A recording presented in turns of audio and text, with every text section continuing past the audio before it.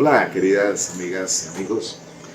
Hoy tenemos un tema de actualidad relacionado con el enfoque de género, un enfoque diferente sobre la relación hombre y mujer, una mirada desde los ámbitos de la igualdad. Deben regir las relaciones sociales, por supuesto. Para ello, expondremos aspectos relevantes de las perspectivas de género, que deben trazar una educación inclusiva en el día de hoy, en todos los ámbitos, tanto familiar como de la escuela. Por lo tanto, hemos seleccionado y apropiado los conceptos más relevantes y determinantes sobre la equidad de género. Lo haremos respondiendo 3 preguntas centrales. En este momento vamos a tratar un tema de gran importancia, como es la perspectiva de género y educación. Y partimos de una pregunta: ¿cuáles son las construcciones históricas que conllevaron al abordaje de esa perspectiva de género? Y podemos manifestar que la perspectiva de género, desde lo histórico, inicia con las sociedades históricas, siguiendo con la Edad Media, continuando con la Edad Moderna y llegando hasta nuestras épocas en esta edad contemporánea. Y es preciso en este momento que empieza a hacerse la diferenciación entre el género y el sexo biológico. Este término que se empezó a generalizar haciendo referencia a la discriminación que se hace de la mujer por considerarla una persona débil, incapaz por las diferentes actividades dentro de la familia y de la sociedad, y que la justificaban por su anatomía, desconociendo verdaderamente esa capacidad que ellas tienen. Es importante tener en cuenta sobre el avance que se tiene día a día sobre el concepto de género y que nos ayuda a explicar los cambios a través de la historia sobre las diferencias sexuales y sociales que con el transcurrir del tiempo ha existido la mal llamada dominación masculina, ejercida por un patriarcado o un machismo y llevando a la subordinación de la mujer. Es en los años 60 que empieza a escucharse el conceptos relacionados con el feminismo y que tiene su origen en el siglo XIII con el pensamiento de Francois de la Barrère y que se apoya en ideas filosóficas de Descartes, donde se empieza una condición de igualdad entre la mujer y el hombre, especialmente en acceso a la educación, con los mismos derechos, los mismos deberes de los seres humanos que son. Por lo tanto, se debe haber un trato igualitario. En el libro escrito en 1791 por Olympe de Gauss, Declaración de los Derechos de la Mujer y la Ciudadanía, sostiene que la mujer nace libre y permanece igual al hombre en los derechos, y que estos derechos son inalienables, tanto por el hombre como la mujer. Ahí se menciona o se nombra algunos derechos como son derecho a la libertad, derecho a la propiedad y la resistencia a la opresión. Es durante esta misma época en Inglaterra se debatía el tema de la educación como instrumento de reforma social y la participación de las mujeres como agentes. Buen día para todos, mi nombre es Juan y en esta parte del video quiero compartirles con ustedes los cambios que a través de la historia ha surgido y ha tenido el papel de la mujer en la sociedad, en la parte económica y en la parte cultural, y la relación que ha venido teniendo con lo que hoy se denomina la perspectiva de género. Vamos a abordar algunos temas como los oficios que ha venido desarrollando desde los inicios de la historia de la humanidad, el papel que ha venido desempeñando desde el hogar, desde su entorno social, desde su entorno familiar. Para poder desarrollar la mujer un papel más inclusivo en el rol de la sociedad, ha venido abriéndose poco a poco el camino para poder ejercer sus derechos y que la misma sociedad reconozca su papel en igualdades con el género masculino, más que todo en el ámbito del trabajo, en la toma de decisiones con respecto al hogar, más participación en la parte industrial, más participación a nivel político también. El concepto de género comienza a surgir a mediados de los años 70, según la OEA, como respuesta a los interrogantes teórico-metodológicos planteados al constatar las evidentes desigualdades existentes entre los hombres y las mujeres en función de su sexo. Ya en el año 74 se firmó en Argelia la declaración del establecimiento de un nuevo orden económico internacional que pretendió corregir esas desigualdades. Este hecho marcó la pauta de la celebración de la primera Conferencia Mundial de la Mujer en México en el año 75. En ella se habló sobre la discriminación, la salud y el desarrollo económico. Por otra parte, en las primeras sociedades de la prehistoria, de acuerdo a la equidad de género, para algunos investigadores y pensadores como Engels y Marx, que en 1846 mencionaban que en tiempos de las primeras sociedades el papel de las mujeres giraba en torno al hábitat y era relegado y tratadas como acompañantes y objetos sexuales, cuyo papel principal era la reproducción. El papel de mando, de toma de decisiones, era exclusivamente y único del hombre. El estatus que se ofrecía a los hombres no era el mismo que a las mujeres. A ellos se les otorgaba el derecho de mandar basándose en una supuesta superioridad biológica y social. En este sentido, se sostiene que la organización social de los primeros homínidos estaba formada por un macho dominante que gobernaba el destino de los otros machos en el clan. En todas las sociedades ha existido una división del trabajo por sexos. Esta separación no implica que un grupo realice tareas menos importantes que el otro, sino que es una estrategia social para la explotación de los recursos.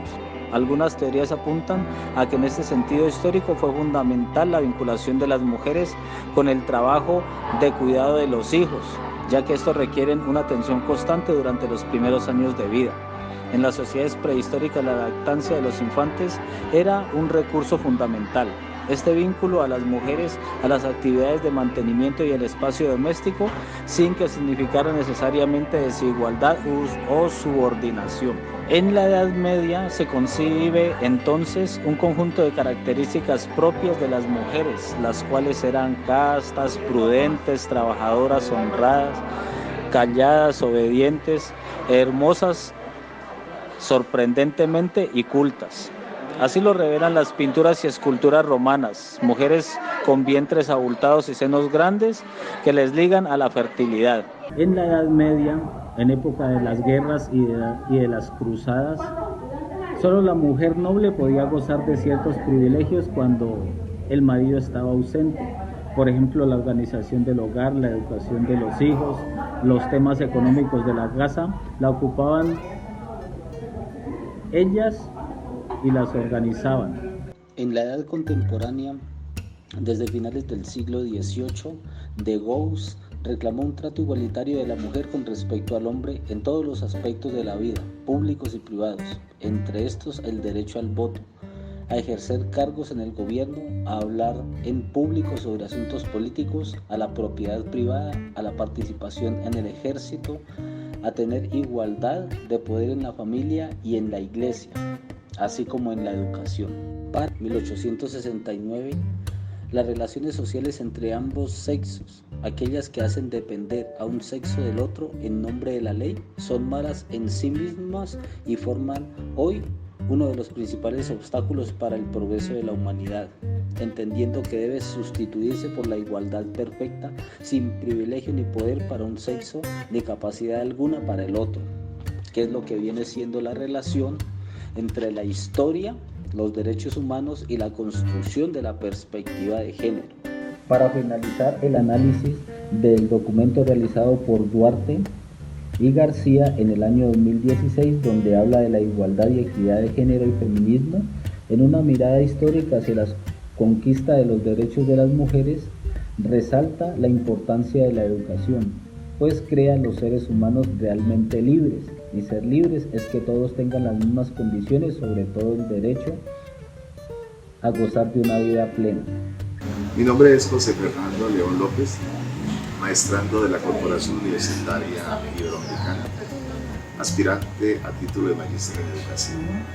En esta oportunidad, junto a mis compañeros que me antecedieron, quiero esbozar los conceptos más relevantes relacionados con la educación y su relación con las perspectivas de género. Para ello, abordaré la siguiente pregunta. ¿Cómo se genera el encuentro de la educación y la perspectiva de género? Al respecto quiero iniciar diciendo lo siguiente. La educación pues ha sido considerada como un derecho humano esencial, fundamental para el desarrollo sostenible de los países y también como un instrumento imprescindible para el tema que estamos tratando, que es la inclusión en los sistemas sociales y económicos. Desde esta perspectiva, revelamos que la crisis o problemas que tiene el proceso educacional actual se encuentran en relaciones de poder sustentadas en paradigmas clásicos, ya que los sistemas educativos están marcados por una profunda inequidad y una baja calidad educativa. Es así como algunos temas relacionados en el ámbito educativo, como es el enfoque de género, aún siguen siendo motivo de preocupación a nivel mundial y por lo tanto la igualdad entre los seres humanos aún no llega a lograrse plenamente. Y la educación, yo creo que hace poco o nada para lograrlo. Es necesario abordar la perspectiva de género desde el concepto mismo de la palabra y su relación con la educación. Lo podemos definir de la siguiente manera. El género a nivel histórico se define desde dos perspectivas. En principio como elemento constituyente de las relaciones sociales, centradas en las diferencias sexuales. Y en el segundo, en relaciones significantes de poder. En esta continua construcción de lo masculino y lo femenino se dan juegos de poder donde las mujeres han sido reducidas a un segundo plano en los ámbitos sociales.